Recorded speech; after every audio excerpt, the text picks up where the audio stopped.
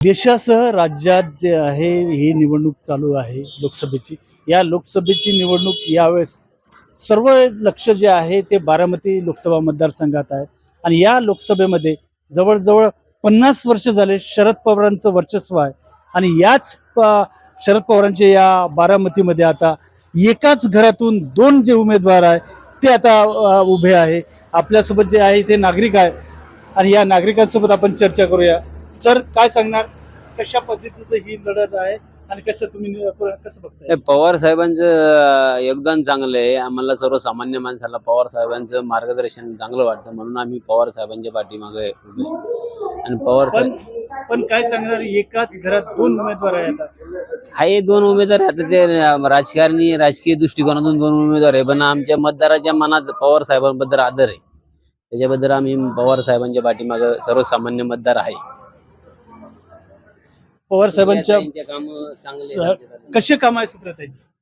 हे बघा, आम्ही विकासाच्या दृष्टीने विकासाच्या मार्गाने जाणारी लोक आहोत. आम्हाला आमच्या विभागातला आमच्या तालुक्याचा जो चांगल्यात चांगला विकास करण त्यांच्या पाठीमागे आमची जाणारी लोकसंख्या आहे, लोक आहेत. तेव्हा आम्हाला सुप्रियाताईंचं योगदान चांगलं आहे. त्यांनी आतापर्यंत आमच्या विभागामध्ये चांगल्या प्रकारे कामं, रस्ते ही मार्गक्रम केलेले आहेत. तेव्हा आता आमच्या दृष्टीनं आम्हाला जो विकास जास्त करेन त्यांनाच आम्ही मतदान करणार आहोत. आणि आमच्या दृष्टीनं तर सुप्रियाताई आमच्या दृष्टीनं अत्यंत चांगले आहेत. जास्तीत जास्त त्यांनाच मतदान आमच्याकडून होण्याची शक्यता आहे. गेले 15 वर्ष झाले याच मतदारसंघाचं नेतृत्व सुप्रियाताई करतात आहे. सर, काय असे कामं केले आहे सुप्रियाताईंनी? सुप्रियाताईंनी चांगले कामं संसदेमध्ये करून 2 वेळा संसद रत्न मिळाले, 7 वेळा संसद रत्न मिळाले.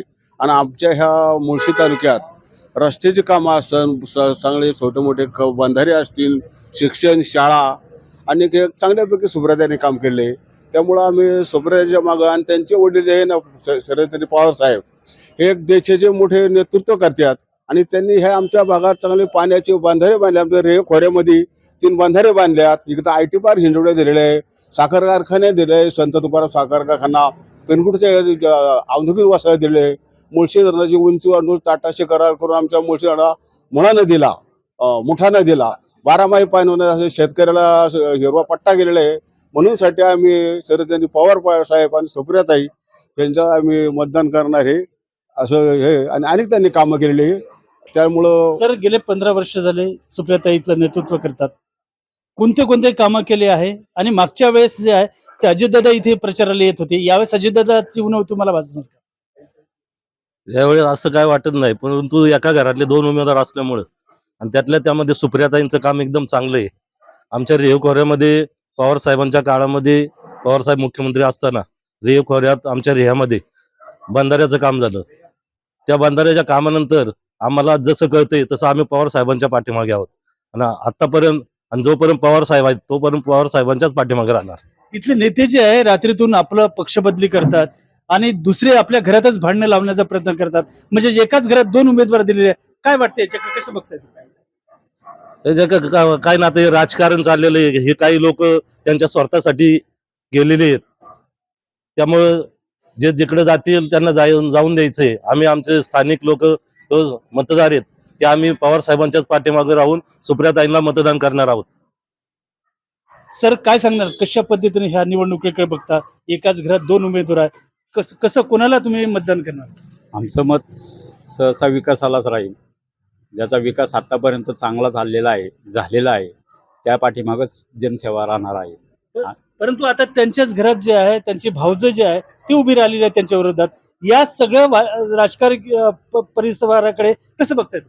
आता साधारण विचार केला तर दोन्हींची कार्य चांगली आहेत, परंतु जास्त साहेबांचे कार्य जास्त आणखीन चांगलं आहे. त्यामुळे शक्यतो जनतेचा कौल साहेबांच्या पाठीमागे राहणार आहे. इथले जे लोक आहे तर यांनी पवार साहेबांची साथ सोडलेली आहे अजितदादांनी, आणि भाजपसोबत संधान साधलेला आहे. अशा वेळेला एकटं टाकून गेले असं वाटत नाही का आपल्याला?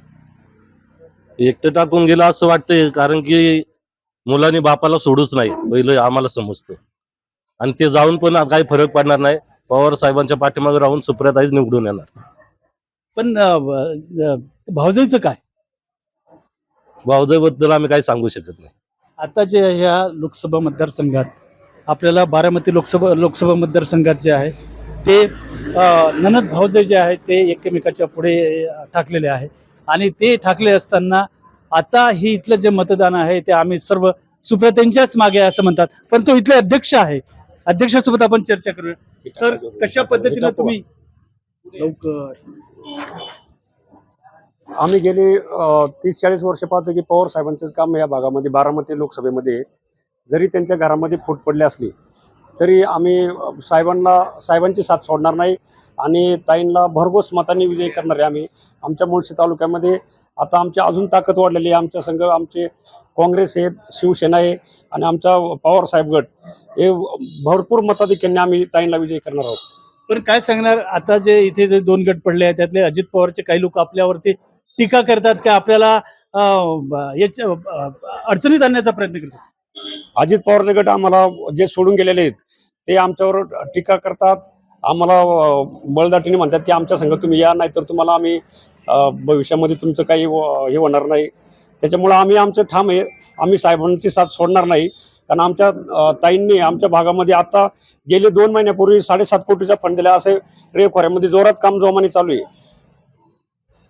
आता जे आहे ते सुप्रियतांचं इथं काम चांगलं आहे आणि त्या विकासाच्या कामालाच आम्ही कुठेतरी मतदान करू असं इथं मुळशीकरांचं म्हणणं आहे. दिलीप कांबळे, साम टीव्ही, मावळ.